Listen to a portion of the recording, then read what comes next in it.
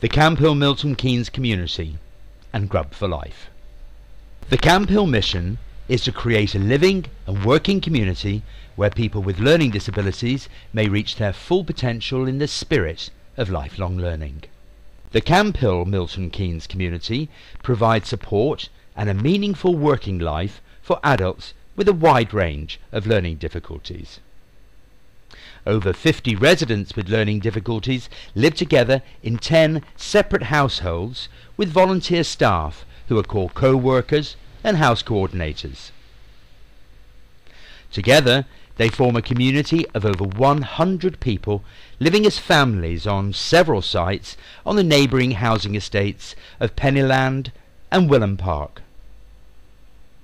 The ethos of life here is for the residents to live with and be supported by the volunteer staff.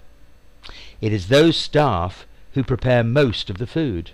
The objective is a commitment to helping residents become more self-reliant within a community setting. Residents are supported in their free will, so are given the opportunity to cook for themselves, choose their own food, as well as buy treats from local restaurants and takeaways. But a common problem seemed to be occurring across the community. After only 6 months of arriving at Camphill, new residents and volunteers alike started to put on weight, an average of 10 kilos per person. There was obviously a problem. So Grub for Life were approached to help investigate the source of that problem and find some solutions. Camphill Milton Keynes is a very diverse community, and we have upwards of 100 people. We have adults with learning disabilities, we have long-term co-workers, we have short-term co-workers. In particular, our short-term co-workers, it's the first time they've been away from home, they've come from all parts of the world and everything is new, and asking them to cook and prepare meals is a challenge. I think we found that we have the diverse community and we needed guidance and support in trying to provide nutritional balanced food. The new co-workers and new residents, I think you could say their wastes increased within 3 to 6 months of coming to Camphill. I'm overall in charge of care and support.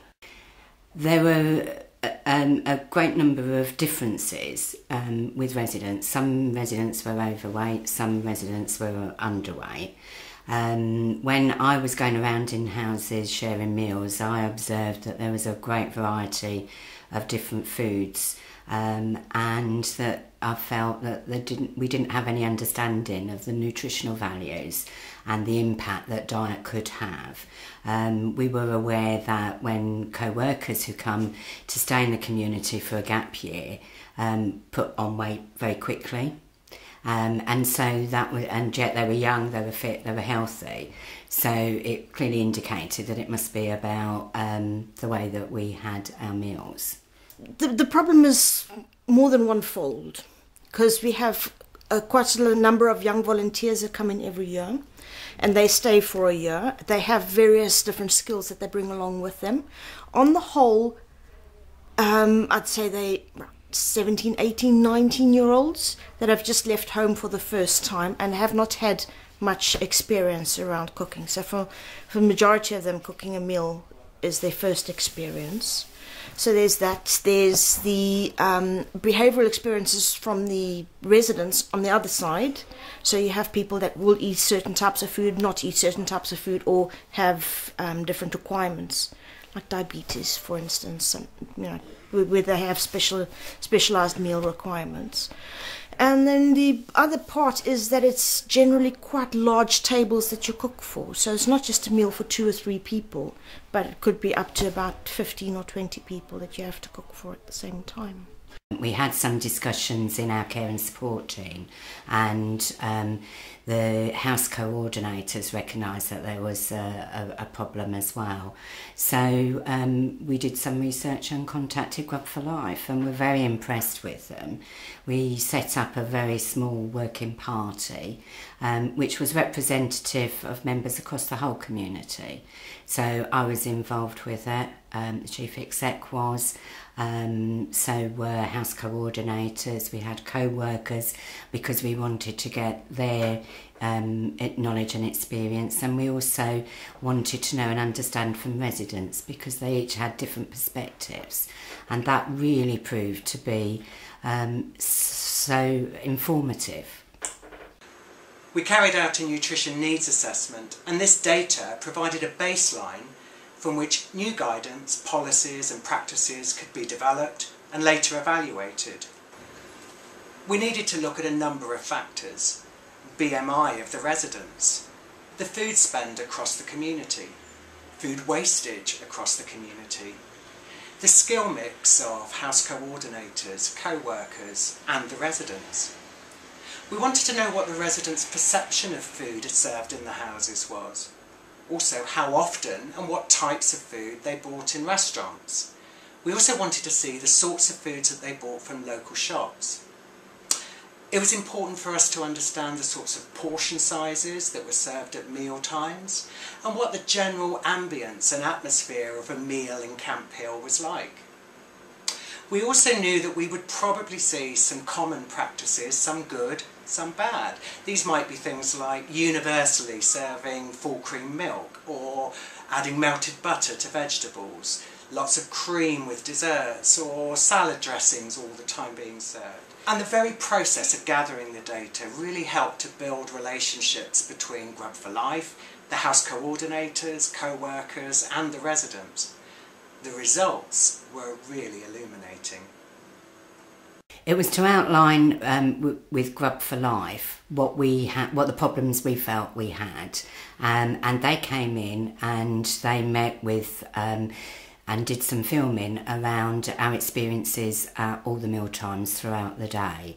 The factual information that they were able to produce for us confirmed our own concerns about the lack of knowledge that we had in providing nutritional, well-balanced meals for residents, but also for co-workers that were coming to live with us. The Camphill Nutrition Working Party took 2 months to meet, discuss and agree on a range of outcomes to fulfil the needs of residents and co-workers. For the first time, the community established their own food and nutrition policy, no longer leaving anyone in any doubt about the right thing to do. First thing was a community menu planner and recipe book. It showed a template weekly menu with the days when meat, fish, poultry or vegetarian meals should be prepared. This ensured all the meals are balanced through the week and that there were no more last-minute decisions based on just what was left in the store cupboard. To go with the menu planner is a wide range of recipes based around meat, fish, poultry and vegetarian ingredients. Each recipe produces dishes in exact yields of 10 adult portions. This helps keep portion sizes and the nutritional content at the right levels. All the recipes are nutritionally analysed, and each is accompanied by pictures showing exactly how the meals are meant to look and how they should be presented. And to make sure that the recipes are used in the safest way possible, it was agreed to produce a nutritional reference manual. The reference manual essentially forms the Camphill Milton Keynes community's food and nutrition policy. It acts as a toolkit, a reference point for senior managers and house coordinators. It also guides the community around preparing and cooking their own seasonal ingredients. There's a special focus on key nutrients like iron, calcium, and essential vitamins and minerals, and where these are found in specific foods. The manual outlines ingredients with hidden salt, sugar, and other nutritional nasties. In short, the reference manual contains every piece of information the community might ever need about healthy eating and meeting the nutritional needs of everyone who lives there. So, menus are planned, recipes for each day are selected from the recipe manual, allowing everyone to plan, shop and cook with time to spare. The reference manual is on hand whenever there's a question about good nutrition. But what about the staff on the front line, the co-workers who are implementing this? Establishing resources and putting them into action are two different things. So, for the first time, there's also a series of food and nutrition training courses for both coordinators and co-workers. This training gives an understanding of the need to provide balanced nutrition for every individual resident and how to put everything into practice. So, there's training in place and an understanding that food is vital to residents' well-being. The Working Party devised a range of delicious meals which gives every co-worker and house coordinator the confidence and safety to deliver healthy, nutritious food to standardised recipes, the variety that makes healthy eating fun and interesting. Good food is now a part of everyday life at Camphill, Milton Keynes communities. They're really excited, very curious, very proud because they've been involved. They've selected their the recipes, and they want to know more. Our philosophy is our lifelong learning, and food is so critical to everybody's life. And what we've learned from the project so far, is going to be so helpful to everybody that's here and for successive years as well. I would say that we're not unique, and if we're suffering the same problems and issues, then certainly other Camphills will have that problem. We were very lucky that we secured 50% funding towards the not a cost, we see it as an investment, and we secured 50% from the big lottery fund. I would say they would certainly see real benefits, tangible benefits from coming on the journey that we've adopted. I think success is probably both in terms of tighter waistlines and also reduced costs from my perspective as finance. But I think one of the key drivers of the project from my perspective would be that everybody's committed to this and it's long term. It's not a short term solution. This is a way of life that we want to develop and continue within the community. It's early days to the project, but I can certainly say we're confident in seeing reduced costs and I think also consistency across the houses in terms of healthy, balanced food.